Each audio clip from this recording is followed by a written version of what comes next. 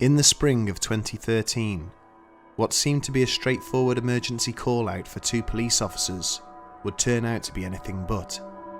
Not only would this experience chill them to the core, it would have them questioning their own reality for years afterwards, as they tried to solve the riddle that was the CrossWade Interlopers.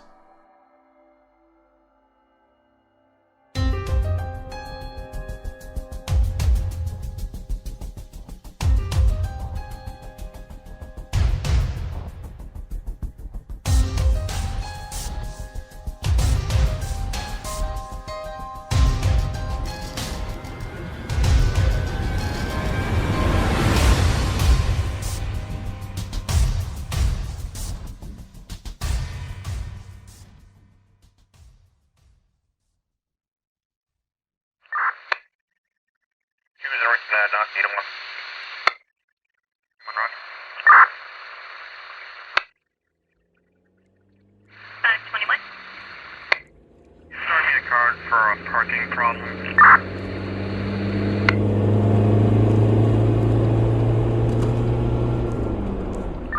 We have a possible break-in at CrossWade Enterprises facility. The alarm has gone off several times, and it looks like PRs are picking up heat signatures inside.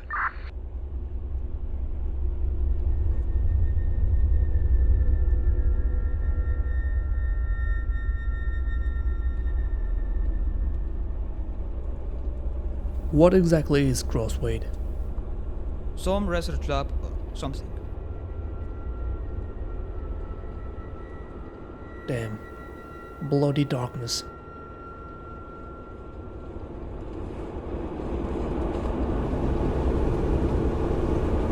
The pitch of the engine climbed higher as the vehicle picked up speed, racing along dark country roads that would have been as black as pitch if not for the high beams illuminating the trees and hedgerows around them. Should we hit the siren? No need. Yeah. The roads were empty, and there wasn't another vehicle for miles around. It was 2:21 a.m.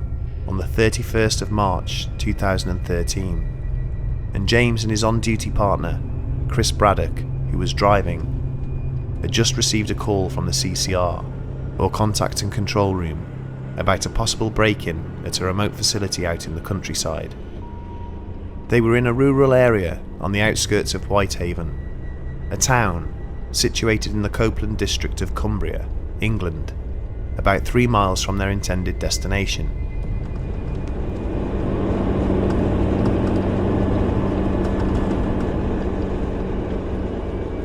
Where is that place? You're sure we are heading to the right direction? Well, the GPS says it's there. They would be on scene within minutes. The facility they were heading towards was owned by CrossWade Enterprises and was known locally as something of an oddity. Its modern architecture stood out like a sore thumb against the otherwise beautiful and unspoiled English countryside that surrounded it. The amount of technology it boasted was also at odds with its rural setting.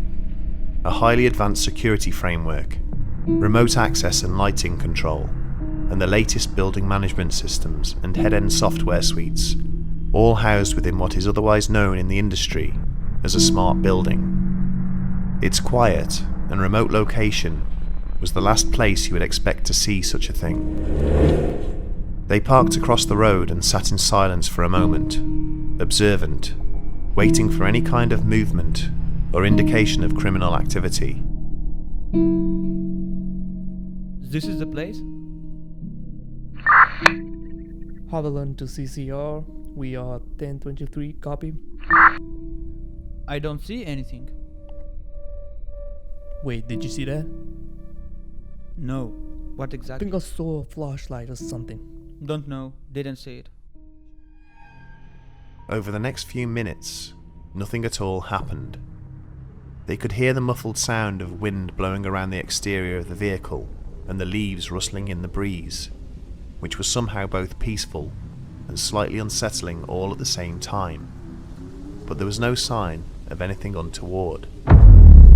However, Their attention was soon drawn to the lobby when he and Chris both witnessed the light flicker on and illuminate the space inside. Suddenly, the automatic doors at the front of the building opened and shut on their own before the alarm started to sound, piercing the air with a high-pitched undulating screech. Although startled, both men believed that they had the measure of the situation, that the access system was malfunctioning, and that the opening and closing doors was breaking the live circuit and setting off the alarm. Haviland to sender. ATT. The situation seems UK. The system might be malfunctioning. Asking for 1044. Hey, hey! But just as they were about to radio back to the CCR, a figure emerged from the front entrance, then appeared to look over towards their police car, before jogging off to the right, around to the rear of the building. Just seconds later, another figure emerged, but headed round to the left instead. In normal circumstances, James and Chris would have jumped out of their vehicle and scrambled after the two men, but something had given them pause. Although the figures had been distant and only silhouettes cast against the light coming from the lobby, there was no mistaking what they were. They could tell by the shapes of the caps and bulky stab vests that these two figures had, in fact, been police officers. Who else was sent there? Only us. I mean, what is going on here? I don't see any other Bobby cars here. Haviland to CCR. 1043. Are there any 1086 dispatched to our location? Copy. Negative. Wait, are there any security guards? I don't know. Look at this place. Who would want to stay here all night? Then who's inside? Something was obviously not quite right with this picture, and whilst the situation was becoming confusing, things were about to turn extremely weird. Just as James finished using the radio, both figures walked back around to the front of the building and stood outside the entrance looking confused. The taller one of the two appeared to kick a pebble on the ground. I think I know these folks. Suddenly, both figures looked over towards the police car and began to run towards it. Chris and James stepped out of their vehicle, ready to greet them.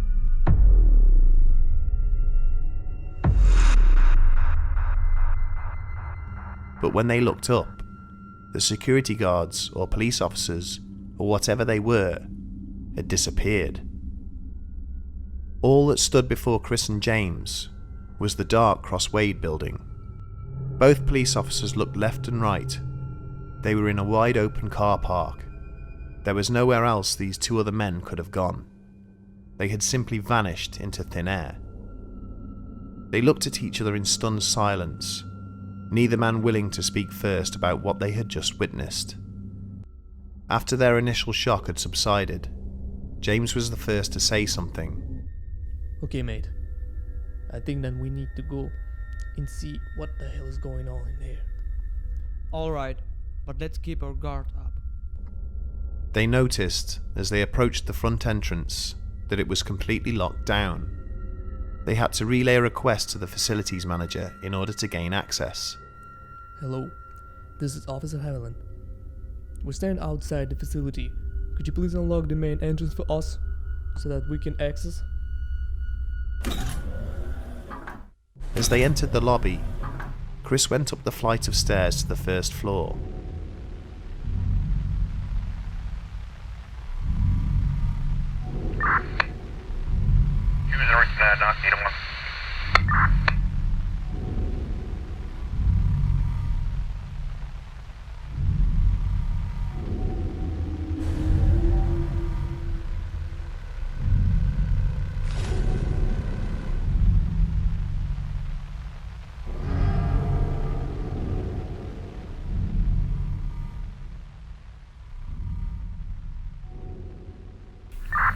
This place is a bloody maze.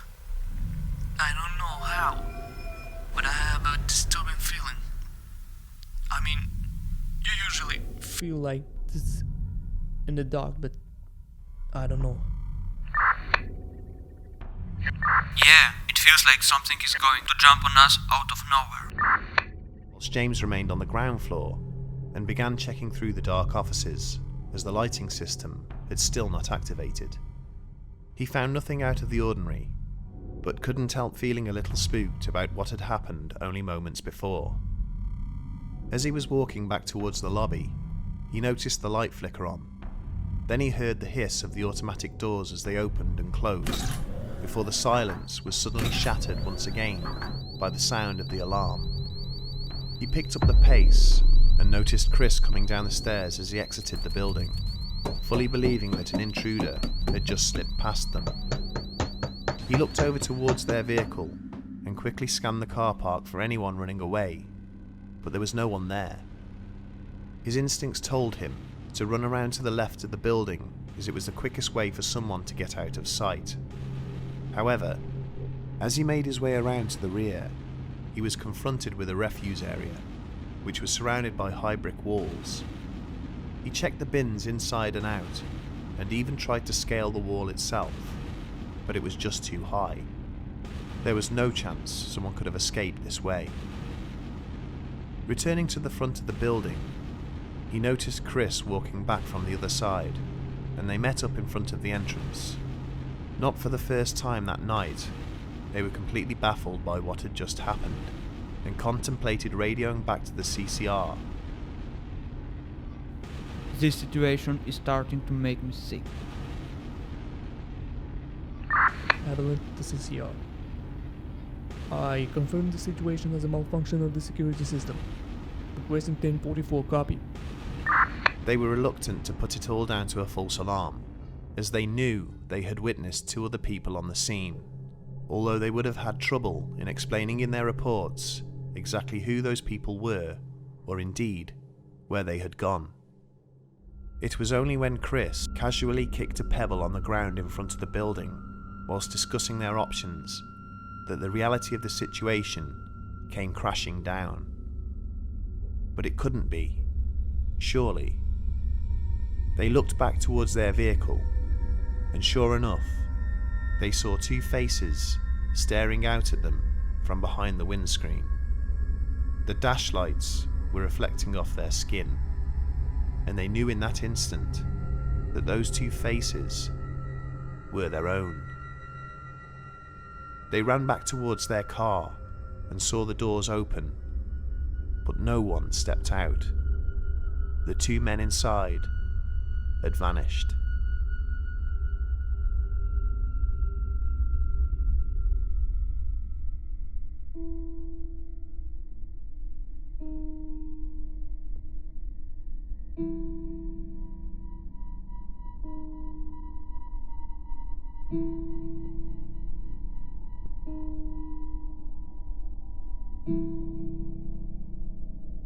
James has spent the last 4 years pondering on exactly what happened in the early hours of that morning. Before this, he had never experienced anything he would describe as paranormal or supernatural. He was an ardent skeptic, and in most cases still is, but he has no rational explanation for what occurred. He has researched online and has spoken to many so-called experts, but usually finds that they have more questions than they do answers. Neither he nor Chris are certain what they experienced, whether they saw their own doppelgangers, or whether it was a glitch in reality, where the universe slipped time and allowed them a brief glimpse into their own futures. Or maybe that they even both temporarily lost their minds. They are well aware of how unbelievable this sounds, and for this reason, they did not write it up in any of their reports. Names and details have had to be changed in order for us to share this story with you. There is no such company as CrossWade Enterprises, but somewhere out in the wilds of Cumbria, there is a building which stands alone and in stark contrast to its surroundings. A building which sends a very real chill up the spines of at least 2 police officers whenever they think back on the events of that early morning all those years ago.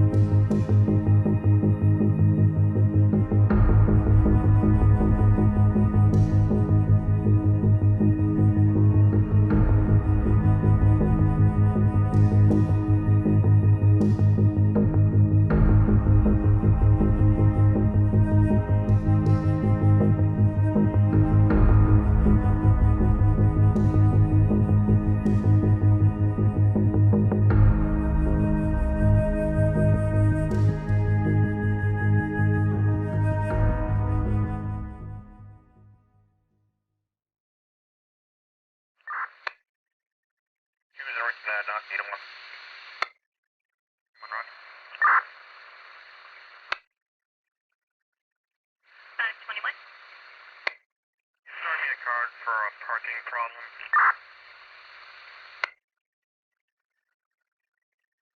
And 4 in your 23. Yes, that's 4. I'll get a 28 from one truck when you're ready. Go ahead. From one truck, Boy Lincoln X-ray 985 should come back up and heading to Boulder.